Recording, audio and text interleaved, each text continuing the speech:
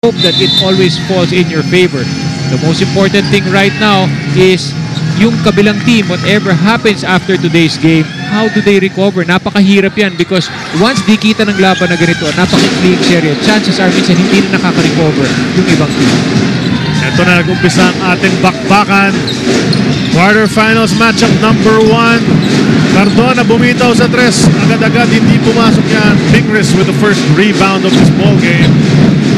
In this matchup, Parroca at Chris Roth at the backcourt. Yan ang bibigyan natin ng pansin talaga sapagkat how they go might be how their teams will go inside the ping. Two balls on the other end. Foul counted agad ang unang. Lalo na dito sa game na to against Meralco, I'm sure Coach Tim Cohn would want to use his triangle offense or other offensive sets that they have. Backcourt pressure. Laki Devance. Naka-set up na itong Meralco Bulls.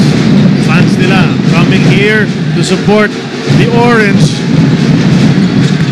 Jump shot mula sa labas. J.R. Reyes and Eric. Baka may nagugulat na nakakatira si J.R. from out there. But last ball game, when they beat Rain or Shine to end the elimination round, he had 3 or 4 from out there. Well, you know, he's a guy who can play the perimeter as well. That's why he's a good complement for Eric Dawson, because Eric Dawson can play both perimeter and in the paint. So it's really very important, especially when you have big imports like this, is that it will ease off the shot clock.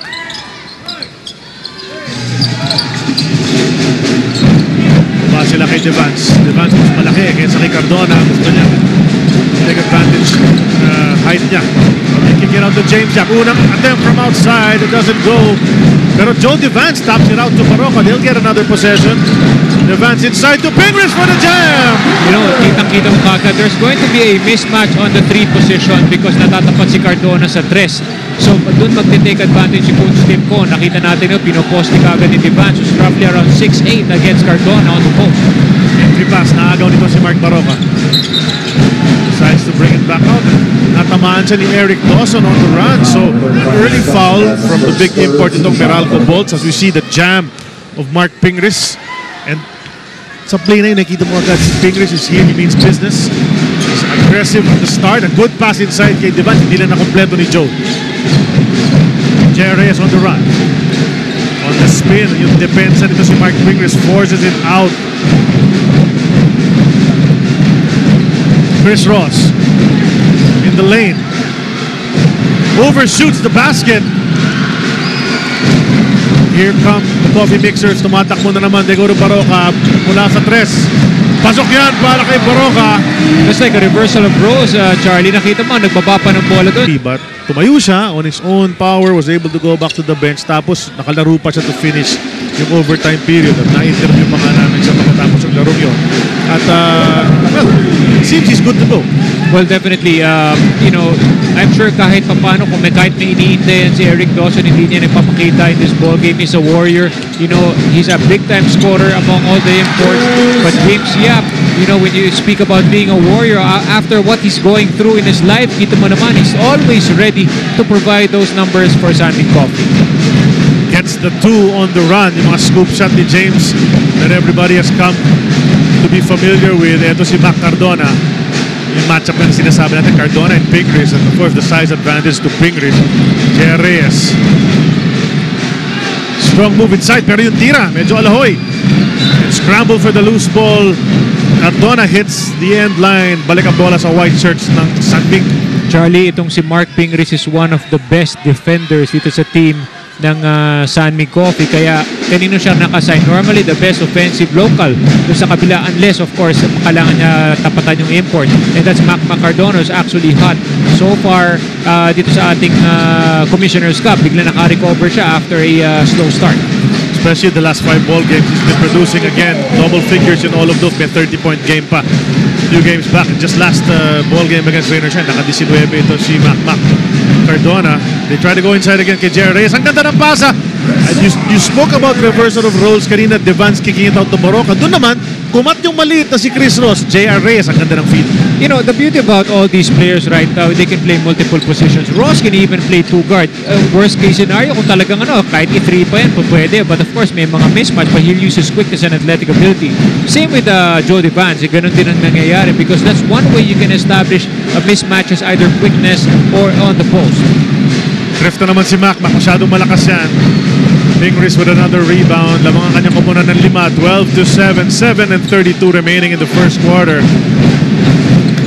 Ito si Mac has his hands full dito sa ating first quarter. Kundi si Fingris ang binabantayan niya. Si Joe Devance who have at least 2-3 inches easily. Ito si Devance lalo na. He misses the 3-point attempt. Ball goes back the other way para sa Meralco Bolts. Chris Ross, last ball game, Eric, kalaban ng Raiders na hindi siya nakashoot, wala siyang score. Pero double figure siya sa assists. He was able to facilitate and make life easier para sa kanyang mga kape. Katulad itong si Eric Dawson who benefited dun sa mga pasa niya. Chris Ross, very comfortable dun sa role na binigay sa kanya at kawalan nitong si Sol Mercado has stepped in as the lead guard para sa Meralco Bulls. Well, he's actually doing a great job doing the point guard duties para sa koponan ng Meralco Bulls.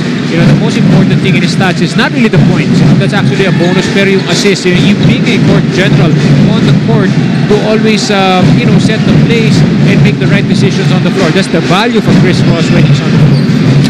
Tira niya mula sa 3, hindi pumasok yan.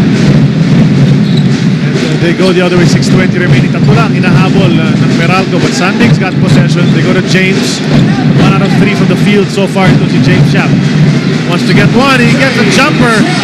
You could see that stroke, Charlie. Iba yung stroke niya parang hindi matigas or hindi siya yung uptight masyado. You could see that the stroke is really very smooth. And it seems that James Schaap is looking pretty good dito sa ating first quarter of play.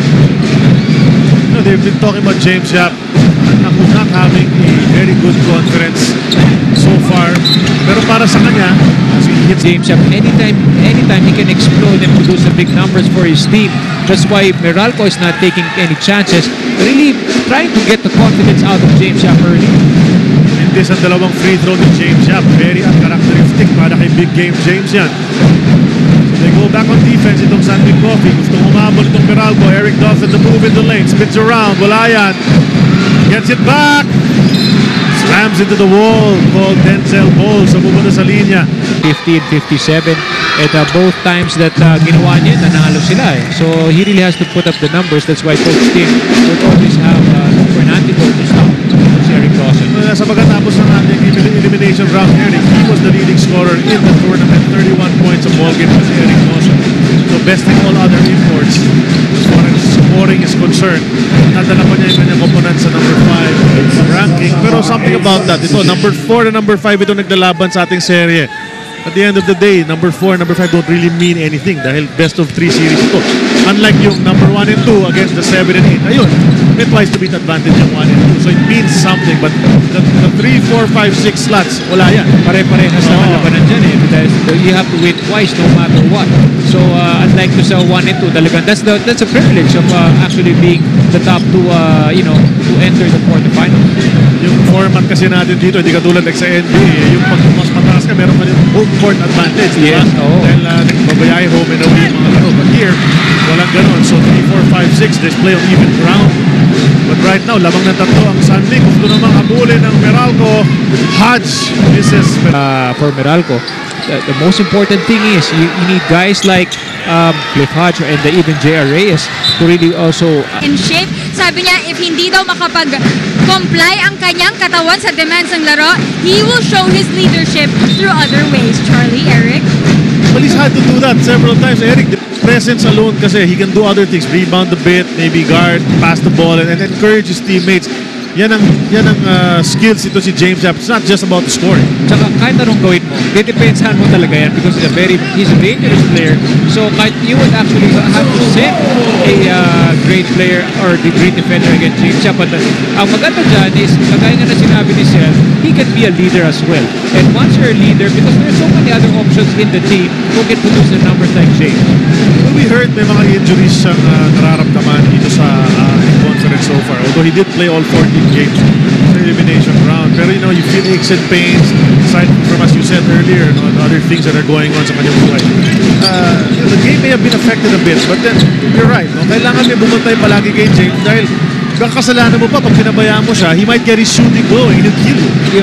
And not only that, pag hindi mo dinipensahan kasi yan, Agi, who's also battled injuries dito sa komperensya na to, missing the bonus free throw, pero na-stretch na yung lamang ng Sandvik to 6, 18-12.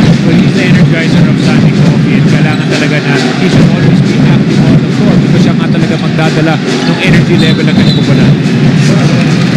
Kita mo dun yung double team nitong Sandvik Coffee pagtanggap ni Eric Dawson on the post. Immediately nandun and he lost his footing, naghahanap ng papasahan. Walang sumalba sa kanya on that play, so that's a turnover. And you expect him to do that every time Eric Dawson gets the ball down there. Well, kahit pa paano, nakita mo yung respeto ni Coach Tim sa kanya, di na double team. Even if Bowles is already guarding him, talaga pinapadoble pa rin yan. On the run, ganda ng feed dito si Baroka and Bowles finishes that fast break. Lumaki na naman ang lamang. It was just 2 a while ago. It's up to 8, 20-12 ang ating score. Jay Buenafé nasa ball game, goes into Dawson.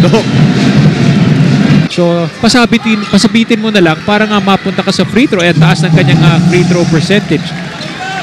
Hits 2 for 2 on that play.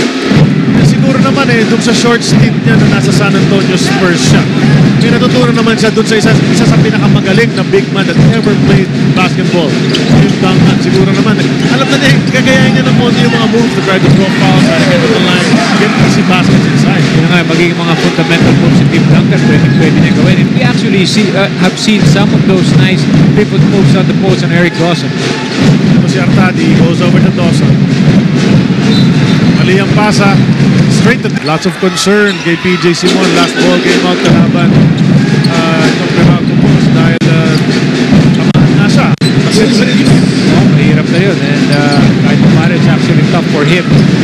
But he's a warrior and he will try to get back in this game. Pero balita naman natin, the teeth are firmly back in place. Pwede naman umili ng todo para sa camera si PJ Simon. But on that play, Denzel Bowles is the one smiling. He stretches the lead to double figures, 24-14 na natin score. Biggest lead of the ball game. Ganda na dinidepensa rin ng Sandy Coffee, putting the cuffs on the balls, limiting them to 14 points so far in the first. Right there, dito si Paul Artadi na tumira mula dyan sa Rainbow Country. And he missed it. So ito si Simon and Buenafé. Two scorers going at it. Mintis ang tira ni Simon and Meralco gets the possession. Ito na si Artadi. Pinasa kay Reynel Hugnatan. Ang ganda ng laro ni Reynel nung isang araw. Kalaban ng rain or shine. They go out to Dawson. It's too strong. Rebound Simon ahead of the back. Guess who? Denzel takes it home. Sandvik Coffee and you could see, medyo late pa nga nakita si Denzel Bowles. He had been waving his hand high up in the air. And well, given just in time, di na siya nahabol ni Eric Dawson na ganyan. You'll take it. Lalo na itong mga malalaking mama like Denzel Bowles. Na every time, usually makakuha ng bola yan. Daming bumabangga sa kanya. Daming sumusubok na ipalo yung bola sa kamay niya. Pag ganyan kadali, you'll run and get that opportunity. Easy basket, yeah. The most important thing is you try to get some easy basket for your ball cup. Vic Manuel, the muscle man in the ball game. Tumira agad mula sa kaliwa. Wala yan. Offensive board. Nakuha ni Paul Artadi. Balik kay Manuel. Manuel will try to out-muscle James Yap. The double comes. Ron J. Marami pang oras sa shot clock, but he steps back. Great defense right there by Sandy Coffee. They're not fouling, they're just challenging the shot and making sure na nasa harap nila yung kanilang tao. Halos pataf ng game clock tsaka shot clock. So, last second shot time na ito para sa Sandvik. PJ makes his move. Masyadong malakas ang tira. May chance pa Meralco. Maraming pang oras. 4 seconds to go. Artadi drops it to Hugnatan. The block, the chase down from Bowles. They're gonna count that basket. So kita mo, humahasel pa to si Denzel Bowles. So at least try to block that shot. Pero yun nga, talagang that's a goaltending already. So at the end of one quarter,